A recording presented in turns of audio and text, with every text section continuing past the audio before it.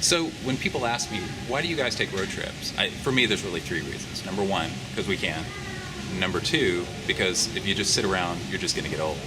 And number three, because someday we're both going to get married again and our wives are going to tell us that we can't. People stop and say all the time, I could do that. I wish I could do that.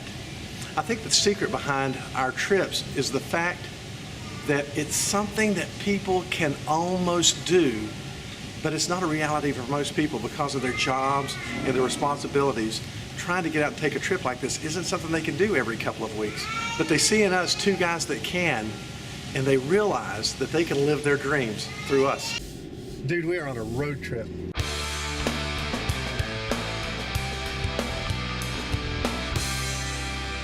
Hershey, Pennsylvania. Hershey, Pennsylvania.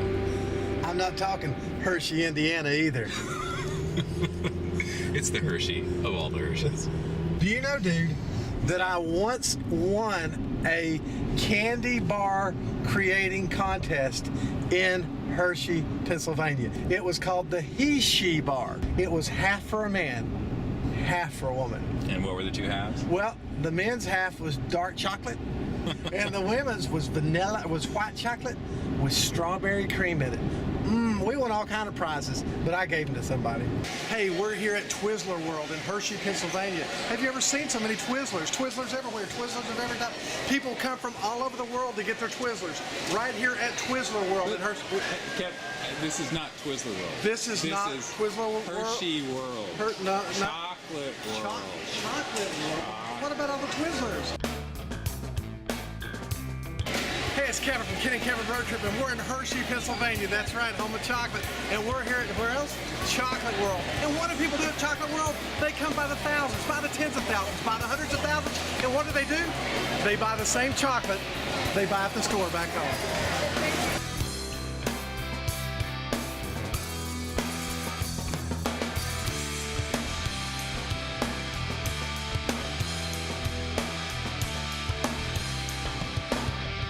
I think they give away kisses here.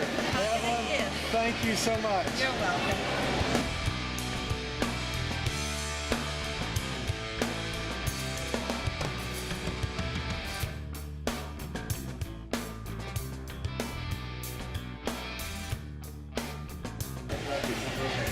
I have a question I want to ask them.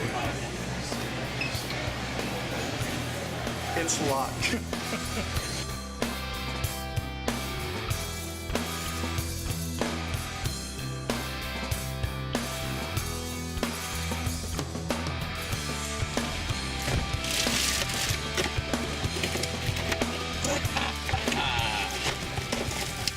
Let's leave it right there for the trip. Hey, Kevin here from Kenny's Kevin's Road Trip. We are in Scranton, Pennsylvania at the Nichols Village Lodge. A lot of people don't know, but let me tell you a little tidbit about this place. This was the spot where the first slice of pizza was served in the United States. Kevin, I don't think that's true. I think that was Lombardi's in New York, maybe. Hey, Kevin here with Ken and Kevin's Road Trip. I'm here in Scranton, Pennsylvania, world-famous Nichols Village Lodge. A lot of people don't know this, but this is the place where the United Nations was founded in 1945. It was right. Kevin, I don't think that's true. I think that was actually San Francisco. A lot of people don't realize that this is the very spot in 1845 when Mrs. O'Leary's cow knocked over the fire starting. Oh, Kevin, I don't think that's true. I think that was Chicago. Hey, this is Kevin here with Ken and Kevin's Road Trip. We're in Scranton, Pennsylvania, home of the TV show Office, and we're at the Nichols Village Hotel and Spa. The waffles on the breakfast buffet, they're all right.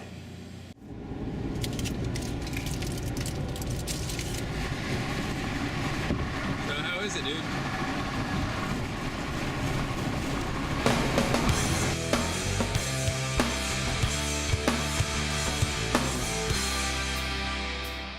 Hey, Kevin here from Ken and Kevin Road Trip, and we are at the Green Gate Inn in Camillus, New York, just a stone throw away from Syracuse. We're going to talk to some folks here about a little bit of food that you may not be familiar with, but you're going to get excited about right now. Hey, Kevin here with Natalia Meyer, owner of the Green Gate Inn in Camillus, New York, just a stone throw away from Syracuse. I think you're going to show us the things that you make back here. Is that right? Well, we make lots of things here, obviously. I'm Ukrainian, my husband's French, so we have mix of just about everything, and we're in the little village of Camillus, so we got to kind of make the local grub between burgers and chicken wings and pizzas. Well, that sounds great. How long have you been in business? About 6 years. 6 years. Great. You make a good cheeseburger? We make the best cheeseburger in Syracuse. Oh, that sounds great. Well, why don't we take a look around the kitchen and see what you're making? Okay, sounds like a plan. One of our appetizers, we do a tequila shrimp, and we flambe it with tequila. It's sauteed with a garlic butter. So once the shrimp get cooking, we're going to flambe them with tequila. Wow, looks great. Just looks great. Of course, that's not all the exciting things we do. This just happens to be the appetizer that we're doing right now. One of the big things we do too is stuffed crepes. So we stuff crepes with just about anything and everything, which is pretty popular. So my husband being French, I have all the Americans here in town that had to learn to make a crepe because no one knew what it was. Well, can we go out to a restaurant and meet your husband? We sure can.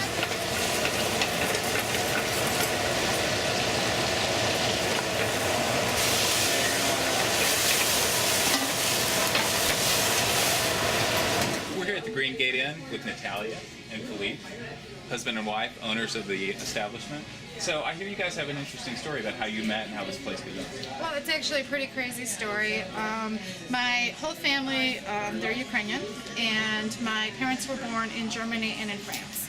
My grandparents got displaced during World War II, and my dad was taken, he was born on a farm, and he was taken into a small village and raised by Philippe's grandparents. Oh, okay.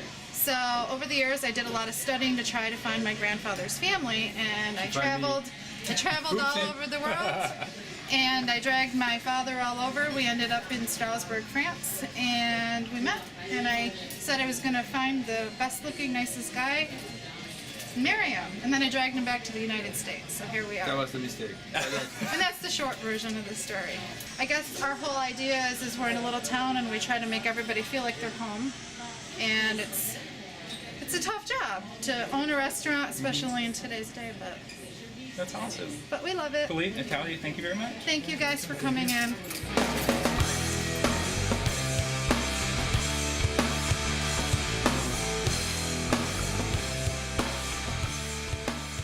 Hi, I'm Ryan Novak, owner of the Chocolate Pizza Company. And he's owned the chocolate pizza for not too long. I believe Ryan used to be an employee here. Am I right, Ryan? I did when I was 15. I started working here, mopping floors and doing the dishes. Well, let me tell you something. I hear that in the meantime, you were a big-time football star for Syracuse University. Am I hearing right? I wouldn't go as far of a star, but I played at Syracuse and had a great time What there. position did you play there? I was a place kicker. Is that you on the wall? That's me. Wow, you were little then, right? I was a couple You were months then. You ago. were. I guess it's the chocolate. I guess. Hey, well, tell us about your place here. Chocolate Pizza. Do you make pizzas? We make chocolate pizzas. It's chocolate with a blended English toffee in it. So we take a milk darker white pizza, blend a homemade English toffee into it, and then top it with nuts, no nuts. We do custom pizzas for happy birthday, personalization, corporate gifts, happy holidays, and we go from there to a wide array of our products, slices, mini pizzas. Well, Ryan, I'm sure when you heard that Ken and Kevin's road trip were coming, that you made a plethora of pizzas and chocolates for us to see with our names all over. Wait, we didn't tell them we were coming, did we? We didn't tell them we were coming. No. This is an amazing story you've got here, Ryan. So how long have you actually owned it now? I've owned it for 2 years now. You owned it for 2 years now. Well, we're going to take a look around Chocolate Pizza in Marcellus, New York. Hey, Ryan, what's going on in this corner over here? We're just getting some packages ready to ship out. We ship all over the country every day, so we ribbon our pizzas up, drop them in a box, and ship them to all the states. Wait, people order your stuff Online? all over the country? ChocolatePizza.com. People order them, and every day we ship them out. That's a pretty good plug for you, isn't it? Very good. ChocolatePizza.org. And I believe you've got Christy and Allison here. We do, doing our riveting and making it all pretty so they can go. Ryan, how many of these would you guys just send out each day on an average? I mean, it depends. The holidays will ship out between 300 to 500 packages a day. Wow, did you? Okay, Ryan, I hear that there's something over here we got to take a look at. You do. These are our peanut butter wings. They're a potato chip with peanut butter dipped in chocolate, and they're our best-selling item. Wait, did you say potato chip with peanut butter? Dipped in chocolate. This I have to try, Ryan. Yes. Do you have one I can try? You bet we I've got do. to try it. One's getting opened right here, fans. We're going to have Ken try one, too. Man, look what you have to go through to get to a potato chip dipped in peanut butter, wrapped in chocolate. Oh my goodness. Hang on, I'm not sure about this. You're looking at the guy that ate a 4-pound Hershey Kiss earlier today. Ken, you have got to try that. Let me try one of those. Oh, that's good. I don't think you need the potato chip. So, how does a guy who plays football and is a kicker for Syracuse University come to become a entrepreneur like this? What I did, I really took the approach of football was a full-time, all the time, dive right in. You're going to college, but yet you still got to get up, you got to go to practice, you have to study the plays. So I really took the hard work that I learned from my football days and put it into the business. So where most people work a 9-to-5 job, I work a 6-to-9 job. So I'm here 100 hours a week, working a lot, but you put the hard work and it pays off. When you're playing in front of 50,000 people in the Dome, it's a great feeling. But when you're here selling your pizzas across the country, that's a great feeling too. So it's really neat that you take what you learned from football and from school and put it into the business here. It's really a neat thing. So what you're really hoping to do is build this a big enough thing that you can actually buy an NFL franchise. That's what I would love to do, get back into the game. I do miss it. Watching the kids on TV now, it's like, geez, I feel like I was just there.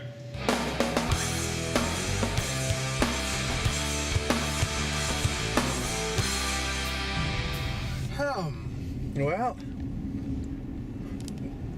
you want to visit the nudist resort? I bet there's something interesting at the end of this road. Let's see what it is. Let's go see. We're on a road trip. It's a road trip. And now to Empire Haven Nudist Park.